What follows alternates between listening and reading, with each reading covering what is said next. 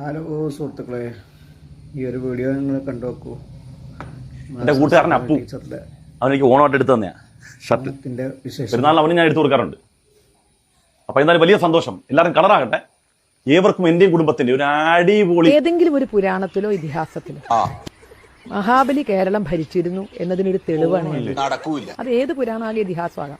ഏതെങ്കിലും ഒരു പുരാണത്തിലോ ഇതിഹാസത്തിലോ മഹാബലി കേരളം ഭരിച്ചിരുന്നു എന്നതിനൊരു തെളിവാണ് ഞാൻ ചോദിച്ചത്. കാവേലി നാട് വാണിടും കാലം മനുഷ്യരെല്ലാരും ഒന്നുപോലെ എന്ന് പാടി എന്നെ തേച്ച്, ആ പാട്ടും പാടി നടന്ന് എന്നെ തേച്ച്. ഇപ്പൊ മാവേലി ആരുമല്ല.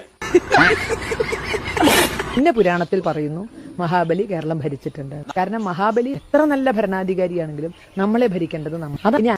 ഒരാശംസയും പറയുന്നില്ല, പോയി കയ്യിന്ന് പോയി. ഓ